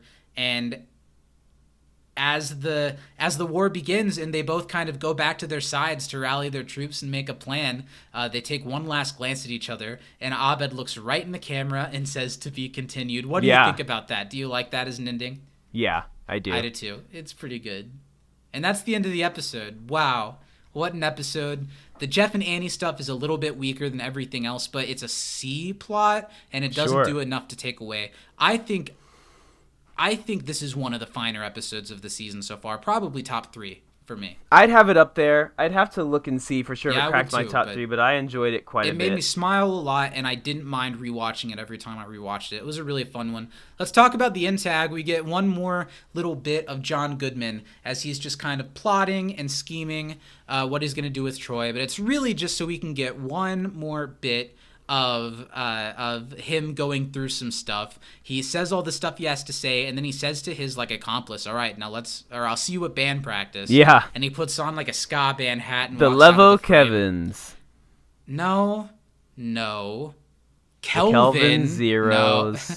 Kelvin and the Zeros. Unleavened bread. I think he has he's going to play a trumpet, trumpet. He walks away. That's one of the most slight end tags we've gotten of the series. But the jokes about him going through some stuff and like, what is this guy going through? And then he's in a ska band, and of course someone who's going through all this, like a divorce or whatever he's having going on, would start a ska band. It's pretty funny. I'm glad that we got one more button on that. And that's the end of the episode. Really solid. Enjoyed it thoroughly, front to back. Who is the MVP this week for you? For me, I think an honorable mention to the side characters in this one. I think that the Dean was great, and he's not a side character necessarily, but he wasn't one of the main people in this episode. Garrett was fantastic, and John Goodman has always delivered a really good performance. But the MVP for me this week, let me say what Britta. you say about the side. Oh, sorry. Let's say it again in a second. What I really like with this episode is the side characters. It's one of the great examples of when Greendale kind of gets to be like how Springfield is in The Simpsons or all kinds of things. Yeah. When it's just like this sandbox with all of these toys you can play with, and when you do episodes that highlight a lot of them at once, it's always really good. I buried the lead on your MVP. Tell me who it is. One Britta today gets the MVP. I think she was great this episode. She's been really doing a great job the last few episodes in some episodes that weren't my favorite. Sure. Yeah, and I think it really all comes together in this one, and she just really nailed it all the way through. And it was a good Britta storyline. I love everything with her in Subway. I think it's believable, and she really ties together the whole episode. I have 2 honorable mentions. My first honorable mention is Subway. Mm-hmm. I think the way that the actor performs it, he commits so hard to it that the most ridiculous, unbelievable thing in the series so far that you just go with it, and a lot of it has to do with his charm and his like everyman qualities. It's really, really great, and I really like that.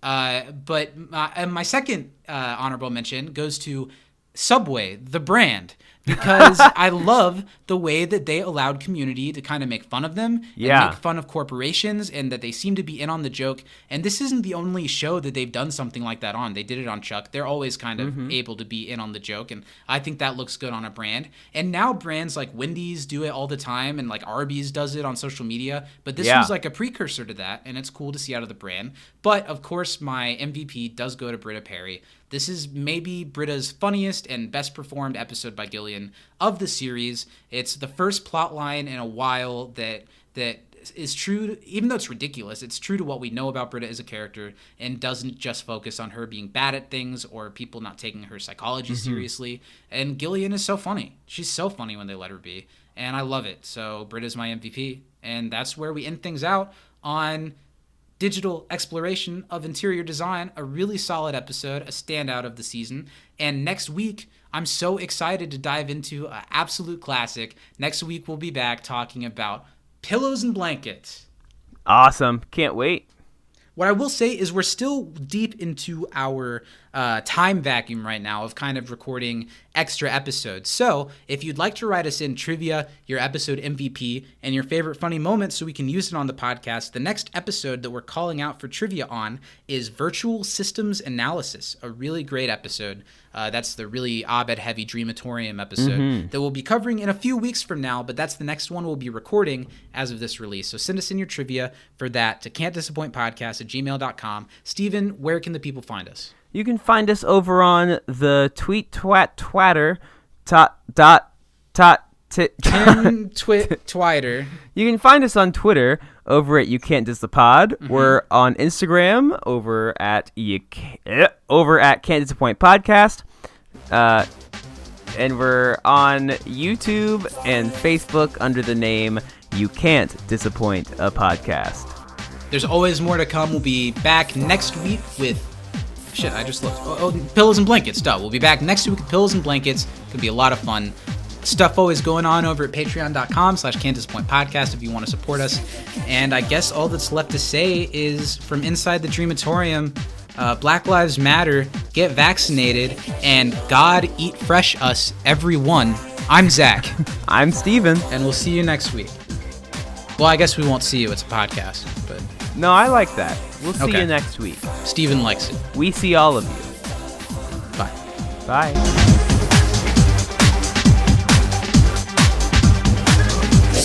Cashing on.